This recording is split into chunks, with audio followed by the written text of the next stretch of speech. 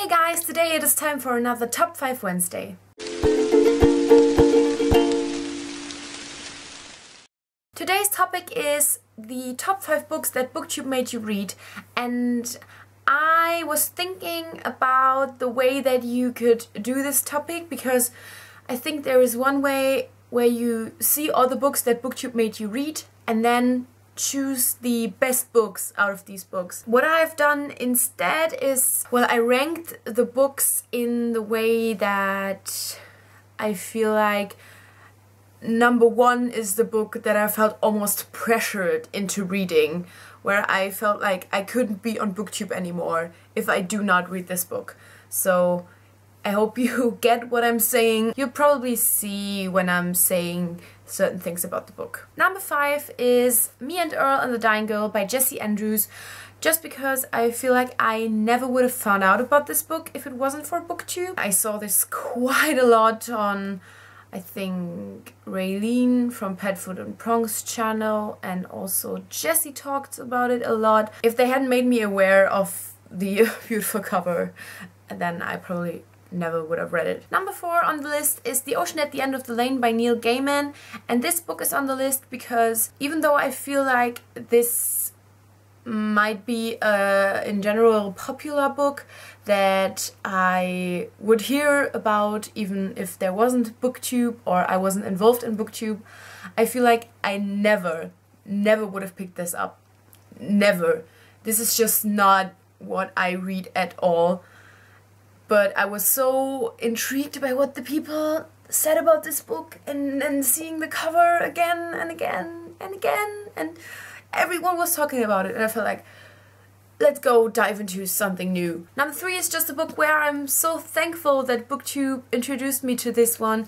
It is The Archive by Victoria Schwab, and this is another book where I just felt like I heard the name so many times that at one point I just had to go out and buy it. Thinking about the fact that Victoria Schwab doesn't sell enough books to bring out a third book in this trilogy makes me wonder if maybe Jessie hadn't started all the talk about this book. I feel like I would have never read it because before Booktube I was basically only reading like these super popular books. And like the best-selling things and stuff like that. Number 2 is a book where at some point I just felt like I wanted people to shut up about it. And that is Fangirl by Rainbow Rowell. So this book hasn't even been out for that long. It's not like this, like The Hunger Games, a book that has been out for quite a long time, where you could say, yeah, it's just time to read it.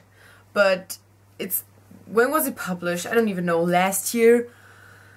And just everyone read it and everyone loved it and everyone felt so connected to the main character, and oh my god, she writes fanfiction and you have to read it, and it's such a internet people book. And at some point I was just like, okay, it's okay guys, stop talking about it, I'm going to read it. I do not regret reading it. I love this book and I can totally understand all the hype. And number 1 is a book where I had to read it at some point because I didn't want to get spoiled any more than I already was.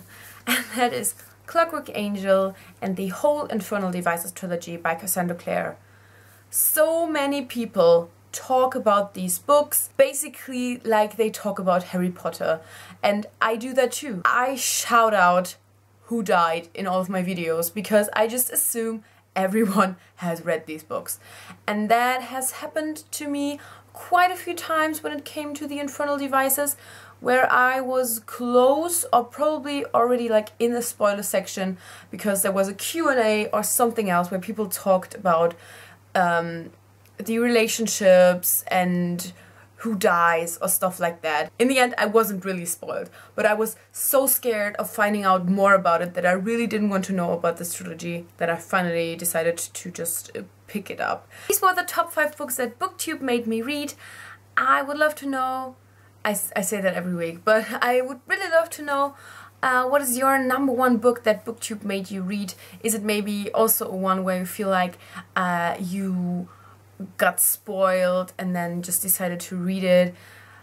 Legion was a big thing for me, but I was already reading the trilogy anyway, so I decided not to include that. But yeah, I would love to know, and I guess I'll see you soon. Bye!